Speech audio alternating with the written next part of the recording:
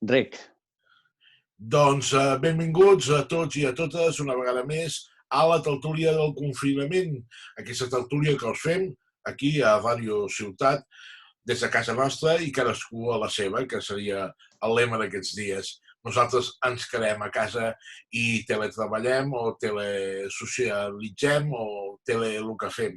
El de veure la tele potser ho hem de dosificar de tant en tant perquè les dosis de males notícies. Aquest matí estava fent una revisió a televisions com la CNN, la Sky, l'Euronews, Al Jazeera, i escolteu, la cosa està fotuda a veure el món. Primer de tot, saludem els tertulians que avui ens acompanyen. Ferran Pujol, moltes gràcies i de nou, benvingut. Moltes gràcies. Benvinguts a tots. Molt content d'estar aquí.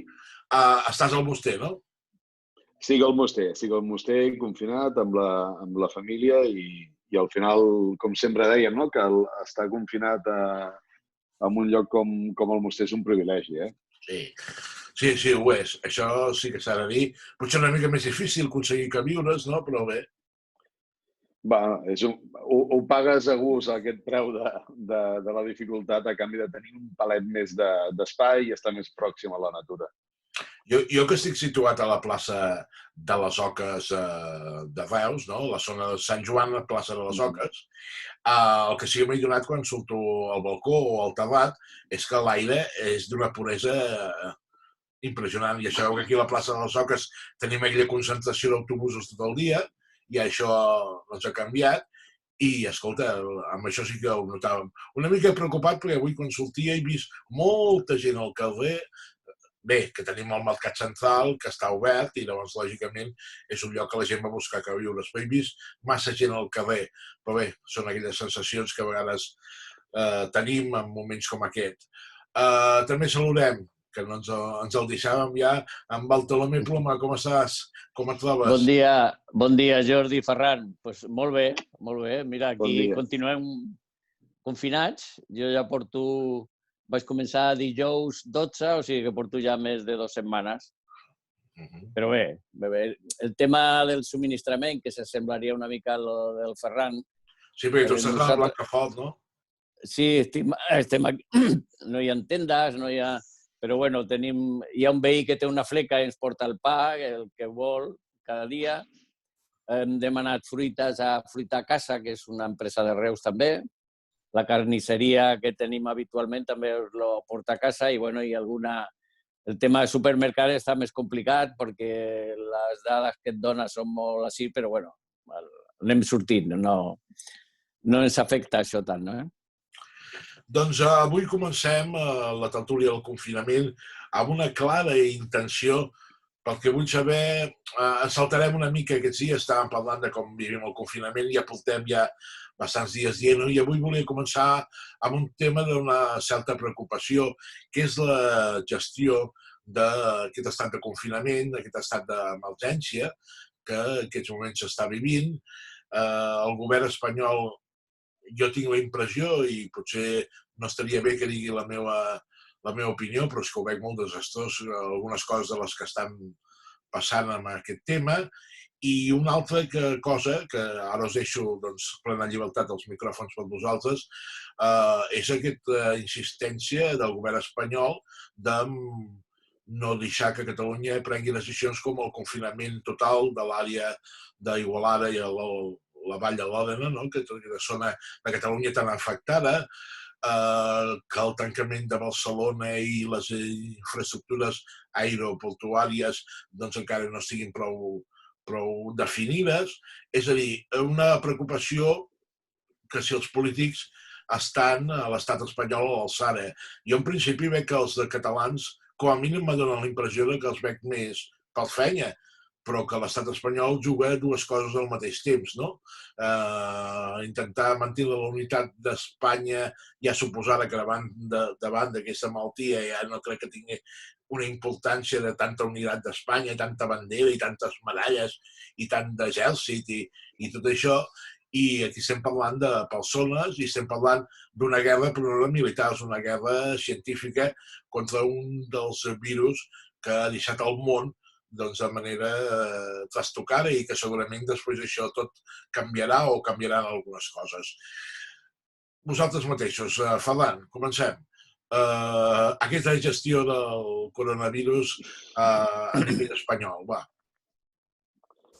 Bé, al final jo crec que aquesta sensació ja deixa de ser una sensació quan la majoria d'experts i la majoria de gent que va seguint l'actualitat i que hi entén realment del tema l'està qüestionant permanentment, no? Després, primer perquè no van prendre les mesures quan les havien de prendre amb el temps que van tenir, tot i que és una situació difícil i nova i pot entendre qualsevol improvisació, òbviament, però jo crec que l'estat espanyol va pecar de supèrbia, un cop més. Crec que la sensació que tinc envers al govern de Catalunya és aquella cosa de no sé si el Bartolomé hi coincidirà, però aquell que et va fotent una bufetada i mentrestant t'està dient no ens hi tornem, no ens hi tornem. Coi, clar, bufetada i no ens hi tornem. Però... I ells estan, sí, més preocupats. La posada en escena espanyola és molt espanyola. És una posada en escena que jo només trobo a faltar el párroco per tenir a la pel·lícula de l'Ozores i a l'Esteso. I bé, i agafant una mica el relat espanyol del govern que això és una guerra, que és una guerra nova i moderna, clar, la pregunta és, bé, doncs els soldats amb els que heu de contraatacar o defensar-vos també han de ser diferents. No cal que siguin els que porten medalles militars, no? Potser els soldats nostres són la gent de sanitat, és serveis socials, és la gent que està a primera fila i potser aquests són els que haurien d'estar sortint permanentment a les rodes de premsa, no? Que donarien una seguretat. Això en realitat és com a... ells estan dient... És que, diguéssim, el discurs ho prepara ja. Quan parla el Pedro Sánchez, el temps que passa entre que comença la roda de premsa o el discurs fins que no entra en detall, o sigui, te pots tirar mitja hora.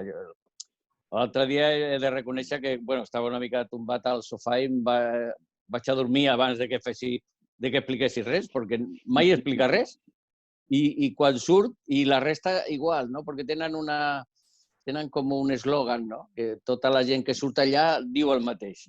Això no entén de territori, això no entenen de fronteres. Pues sí, la majoria de països europeus d'alguna forma han fet un tancament de fronteres, no?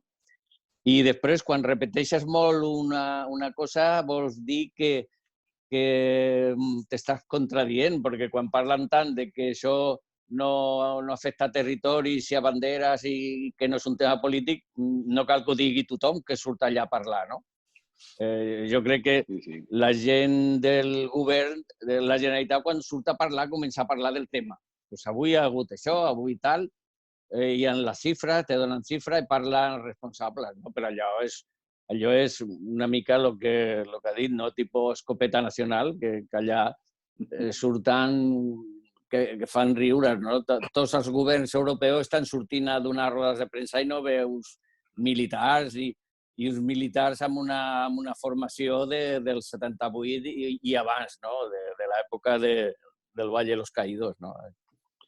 Sí, de fet, no sé si vau veure la compareixença del ministre d'Israel, el ministre de Defensa, més el que surt, però primer surt vestit de civil i en segon lloc l'explicació que fa una explicació completament didàctica que més enllà de si se la pot tirar de més simple o menys simple, de més optimista o menys optimista, el que sí que transmet és una sensació de seguretat i una sensació de que el govern d'Israel, en aquest cas, després acabarà com acabarà, anirà com anirà, això no ho podem saber, però transmet una tranquil·litat i un saber fer que no ho demostra el govern de Madrid, no? Sí, i a més, els primers dies, quan la gent no estava tan informada del tema, no? Van començar a sortir casos i tal, i ara resulta que, segons va dir el Duque, no? El ministre Duque, sembla ser que en una roda de premsa va reconèixer que des de primers de febrer, d'alguna forma, tenien informació que ja donava una idea de que s'havia d'anar vigilant les coses, no?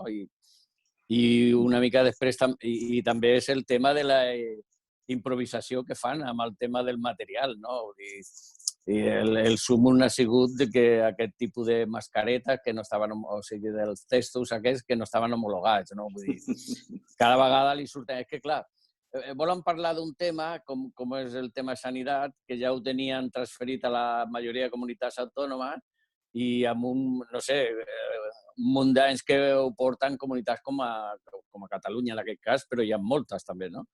I se volen ficar allà una gent que no saben ni com funciona ni res, i crec que això ha endarrerit bastant el tema, no? Sobretot a l'hora dels anàlisis. Mira el que ha passat en Alemanya. Es veu que tenen la mateixa gent contagiada com a Espanya i només han tingut 200 morts. Però sembla que fan una mitjana de 50.000 testos a la setmana. Vull dir, però hi ha gent que tenen unes condicions, no improvisen sobre la marxa. No? Ostres, ara falten respiradors. Hosti, doncs ara ningú s'ha recordat que per al problema aquest necessitem respiradors. No? Vull dir que la improvisació és el que fa que la gent... Ara sí que jo estic d'acord que potser no és el moment de retrets i coses d'aquesta, però al final, quan s'hagi de fer un anàlisi complet de tot com ha anat tot, jo crec que hi haurà un munt de gent que se li caurà la cara de vergonya. Clar, davant d'aquesta situació, perdona, Ferran, davant d'aquesta situació tenim temes greus, no? Perquè el fet d'haver comprat uns tests que estan caducats per una empresa no homologada.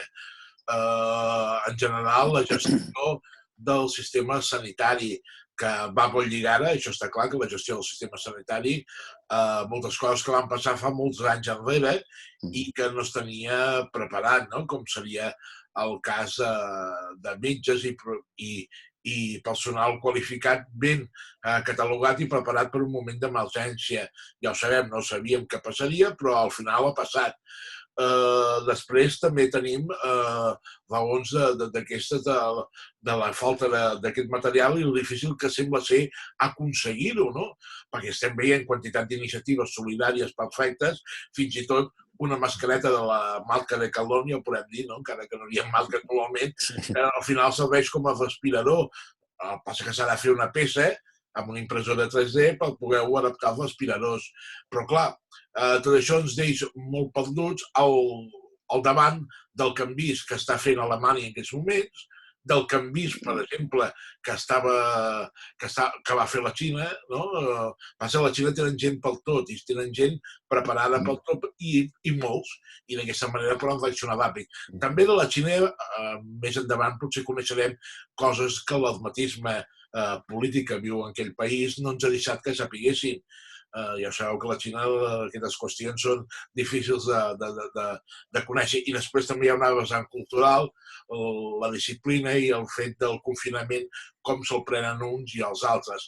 Els llatins ho tenim molt malament, perquè Itàlia i l'estat espanyol ha quedat clar, no? Això de confinar-se li costa més a la gent, el fet de no tenir contacte directe també ens costa molt com a persones i a nivell social, i després, clar, si això hi sumem a una certa incapacitat de les persones que són polítics i que tenen que gestionar aquesta qüestió, encara ens deix una mica més febles. Però, clar, davant d'això, la qüestió important és no estan a l'alçada alguns factors polítics de la qüestió. Això ja crec que ho veiem tots clar. I també veiem tots clar el tema de veure la gestió que tindran altres països. A mi em preocupa molt en aquests moments els Estats Units.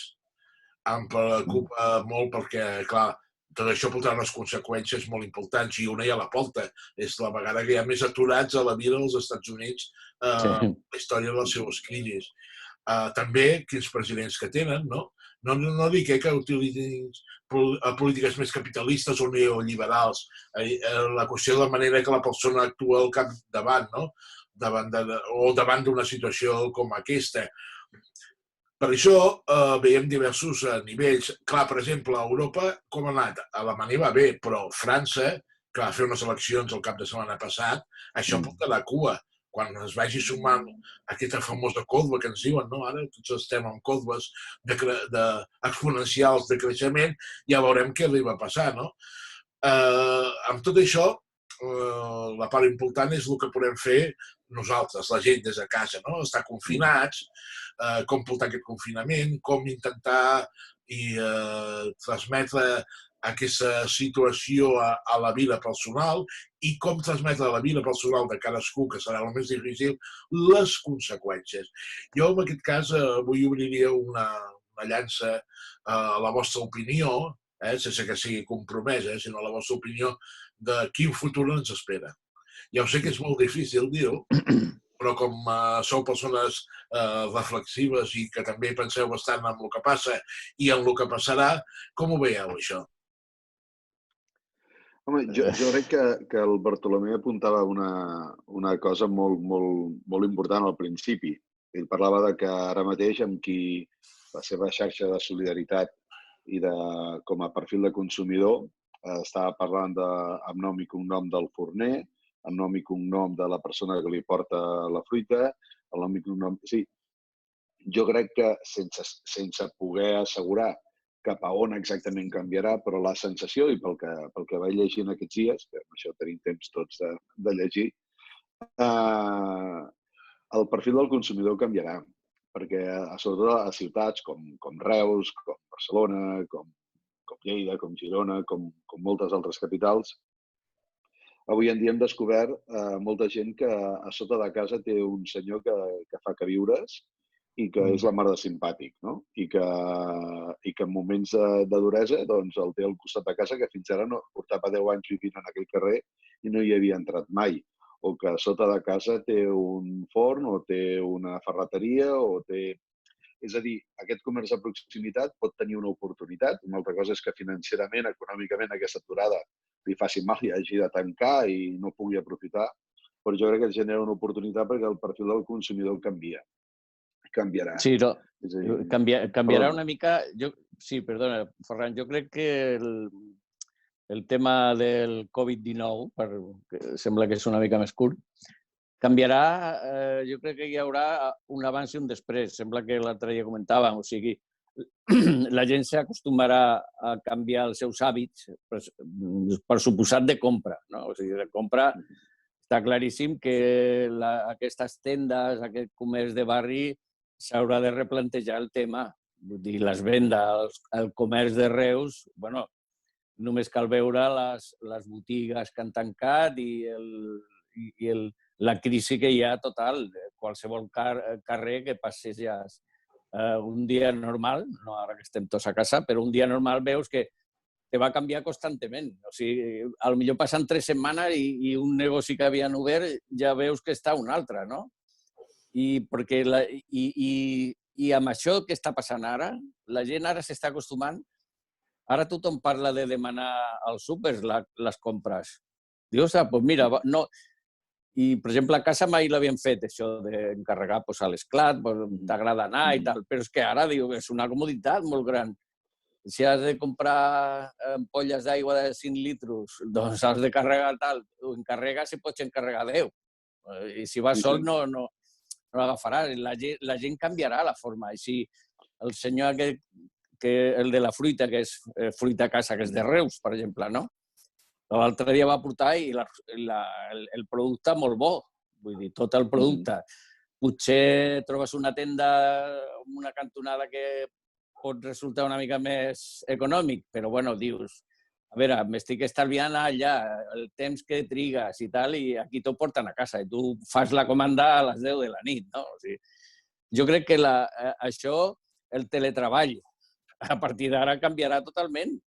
Les empreses s'adonaran que hi ha una sèrie de tasques dintre de les oficines o l'administració que no necessitaran que estiguin presencialment. I això veuran que podrien estalviar o tenir un tipus de treball diferent, no? Jo crec que canviarà molt, molt. Una de les coses que tu comentes, de les primeres que jo crec que canviaran en breu, quan tornem a treballar de forma, anem a dir, normal, serà que aquesta tonteria que es va imposar de tenir que fitxar sí o sí que era tan espanyol de fer hores per hores i no mirar la productivitat, amb el teletreball ha saltat pels aires. És a dir, no té cap mena de sentit avui en dia fitxar. Jo amb la majoria de companys fem broma perquè al final dius coi, des del teletreball el teu horari s'ha dilatat tant que estàs tot el dia. S'ha allargat tot. Anaves a fer el teu horari i marxaves. Clar, ara a les 7 de la tarda pots tenir una teleconferència o consultar el mail i el contestes al moment. Per tant, o estàs anant a sopar i estàs pendent del mòbil, no? Tot això canviarà. Després també, amb el tema del carro de la compra, l'altre dia me mirava, clar, fins ara el que fèiem era anar a les grans superfícies o anar als supermercats per buscar l'estalvi envers el comerç de proximitat. És a dir, el quilo de taronges era més barat en un supermercat normalment que la botiga de fruita del costat.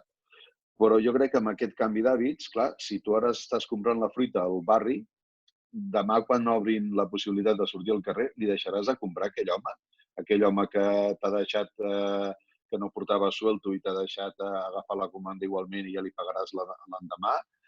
Aquella persona que fins ara has generat un vincle emocional amb ell, li deixaràs de comprar. No, això segur que no. Aquest tipus de comerç segur que no. El que I en passa canvi que la gent... l'estalvi el buscaràs per internet, com tu deies. És a dir, aquelles coses que anaves a comprar al MediaMarkt, que anaves a comprar no sé on, doncs ara possiblement les compraràs i buscaràs l'oferta per la xarxa. La buscaràs per internet. Bueno, de manera que el volum total te quedarà com ara.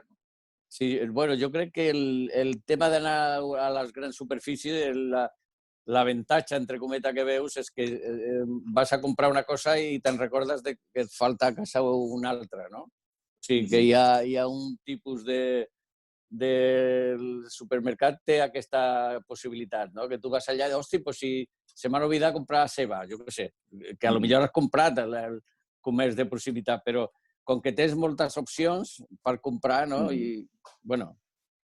Però bueno, la realitat és que alguna cosa canviarà, però jo crec que el comerç així de proximitat, de barri i tot això, la gent que tingui al costat del mercat central, per posar un exemple, de Reus, no deixarà d'anar a comprar allà. El que passa que, clar, i després hi ha casos com el del Carrilet, no? Què fem? Un cas com el del Carrilet, però, clar, ara em fa gràcia que hi ha tota una xarxa i uns actes de reivindicació perquè no tanqui, però m'agradaria saber si la gent que està firmant aquestes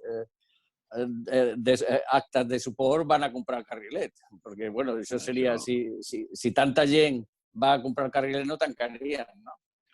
Clar, a veure... I altres coses com el turisme, perdona. El turisme també, tinguem en compte que ben com vagi, a l'aeroport de Reus pocs vols aterraran, a lo millor, el mes de juny, Setmana Santa, que començaven a aterrar. Això vol dir que tot aquest sector de restauració, de turisme, de serveis, s'haurà de replantejar tot el tema de quilòmetre zero, el turisme de proximitat...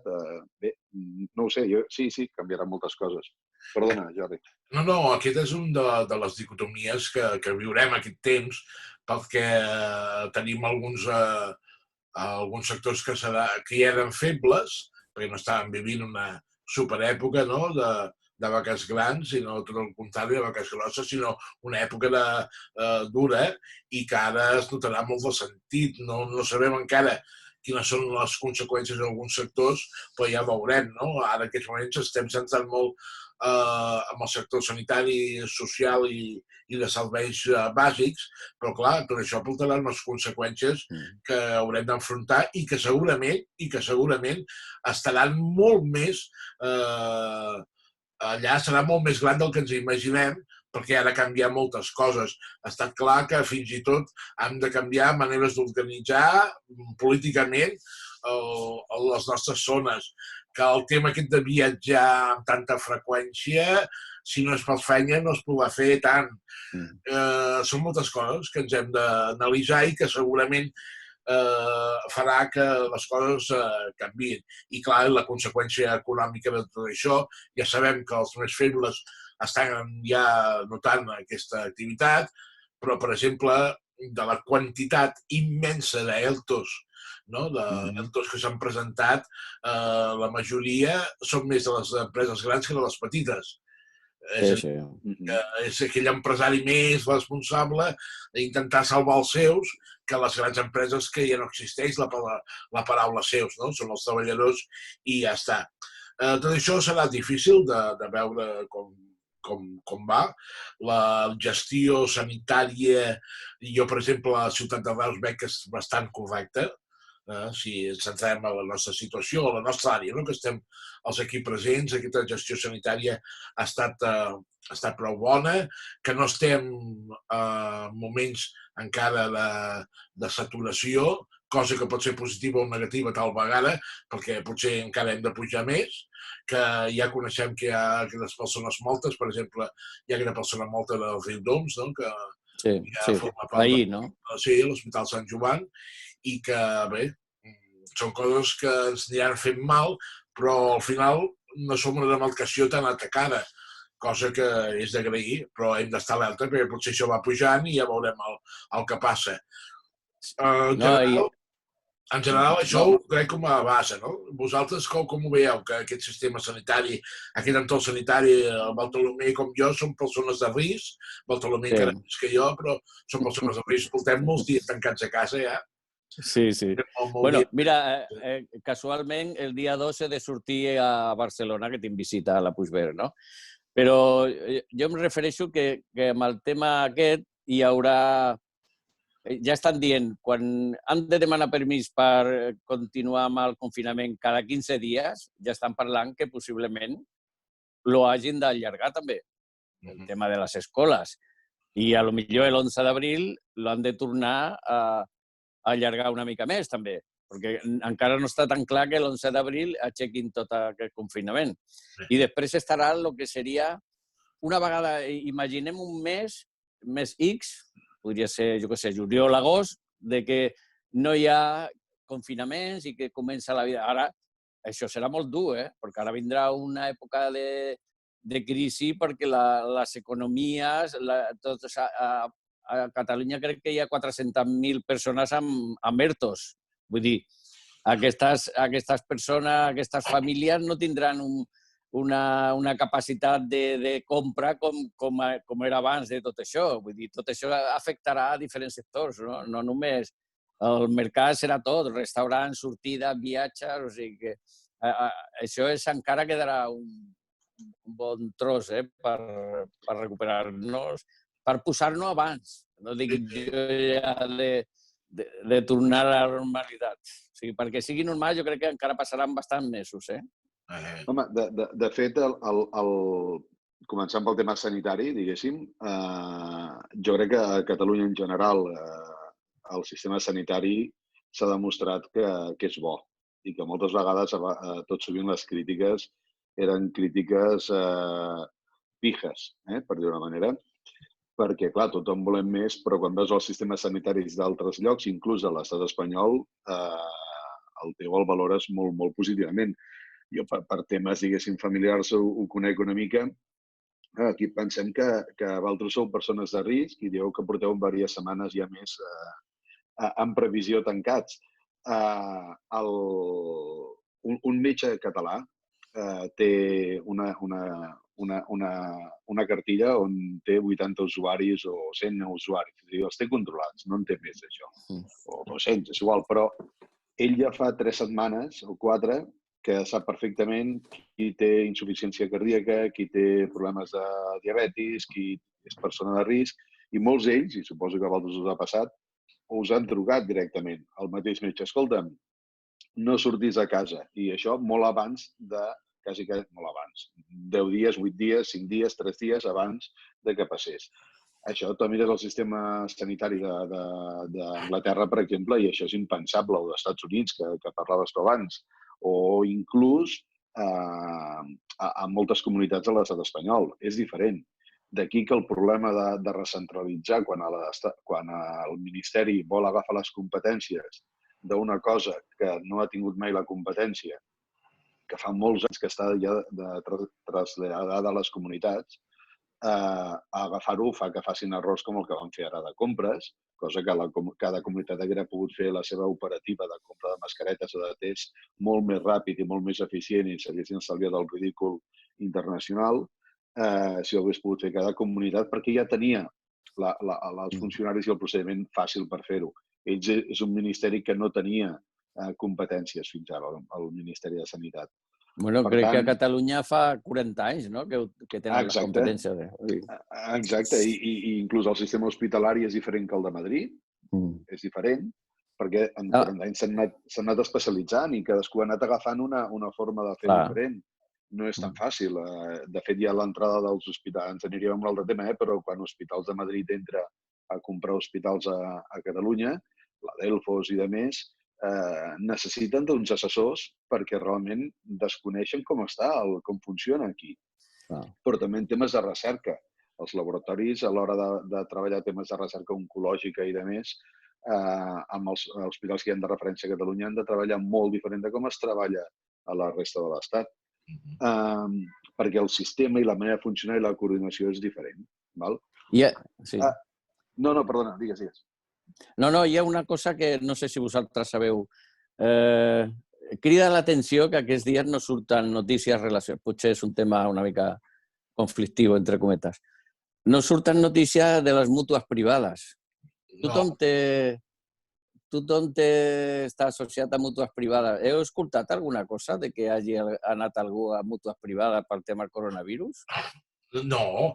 A veure, a la Comunitat de Madrid sí que hem conegut que alguns polítics de renom estan confinats i en tractament amb clíniques privades. És l'únic que sabem, que el sistema públic és el que ha tingut que suportar l'impacte i les clíniques privades ho han tingut que fer per obligació i per llei, que se li ha derivat a pacients, és l'únic que sabem. Escolteu, no tenim més temps, perquè això no volem que s'allargui massa, i tornarem aquests dies de confinament de tant en tant i tornarem a la tertúlia. Estic molt agraït de la vostra presència i gràcies sobretot per compartir aquesta estona amb nosaltres, tant el Ferran Pujol, benvingut de nou per nosaltres i benvingut també a la nostra àrea de treball, que seguirem veient-nos quan ens puguem veure més sovint. Moltes gràcies, Ferran. Jo estic molt content de veure, sobretot de veure el Bartolomé, que feia molt temps que no coincidíem. Llàstima que no ens hem pogut abraçar, però ja ho farem quan podrem, segur, i farem un cafetonet. I Bartolomé, com sempre... Jordi, saps que estem a casa, o sigui que... Molt bé, cuina't falsa, també, i gràcies per participar. I els oients ja ho sabeu, moltes gràcies i fins la propera. Adéu-siau.